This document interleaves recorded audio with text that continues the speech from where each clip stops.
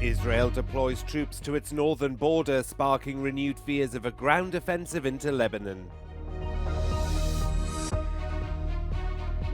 Polls open in Austria's parliamentary elections with the far-right Freedom Party tipped to win.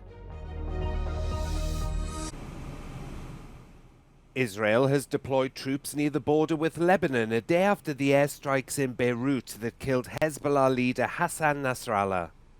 The troop build-up follows comments from the Israeli military on Wednesday that it was preparing for a possible ground operation in Lebanon.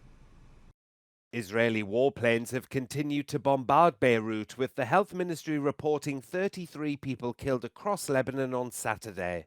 The IDF released footage on Saturday it says showed strikes on Hezbollah targets in southern Lebanon. Meanwhile, hundreds of displaced families have been sleeping in public spaces in Beirut as the Israeli aerial assault continues. Many families took shelter in public squares and beaches or in their cars in the city centre, which has so far been spared from the barrage. And across the border in Israel, Tel Aviv residents took shelter as sirens sounded throughout the city.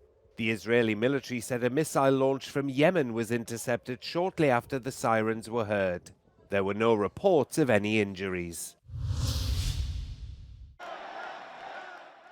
Polls have opened in Austria's parliamentary elections, with the far-right Freedom Party tipped to win in what would be their first ever election victory. They've campaigned on an Austria First platform, but if the party fails to secure an outright majority, finding coalition partners could be tricky. Polling second is the conservative Austrian People's Party, led by incumbent Chancellor Karl Nehammer. At his campaign rally, he ruled out a coalition with the Freedom Party and urged supporters to vote for him to prevent the far right from coming to power. The Social Democratic Party, headed by Andreas Babler, are polling in third place and have also ruled out teaming up with the Freedom Party, calling them a threat to democracy. Rounding out the top five are the Liberal Neos Party, who are neck and neck with junior coalition partner the Greens. Greens party leader and Austria's Vice-Chancellor Werner Kogler said Sunday's election was about the future.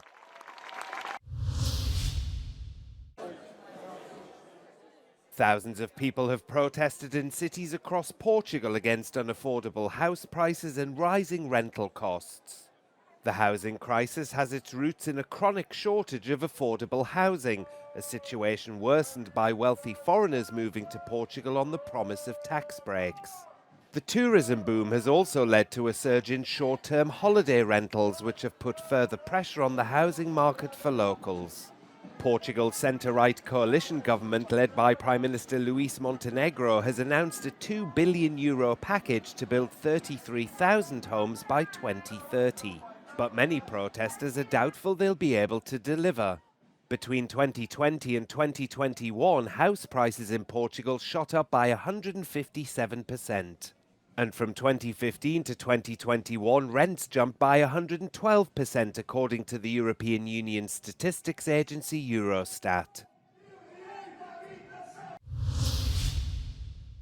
And liftoff. Crew 9, go SpaceX has launched a rescue mission to bring home the two astronauts who have been stuck on the International Space Station since December. Butch Wilmore and Suni Williams traveled to the ISS on board Boeing's new Starliner capsule. But NASA shelved their return flight after the craft suffered a string of technical problems. Due to already scheduled missions, SpaceX won't be able to bring the pair home until February.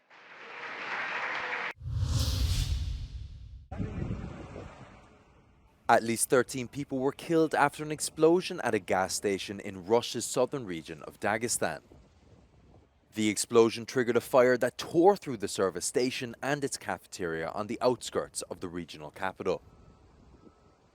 Authorities said a criminal investigation into the cause of the explosion has been opened and that a day of mourning was declared in Dagestan. Last August, a massive explosion at another gas station in Dagestan killed dozens and injured over 100.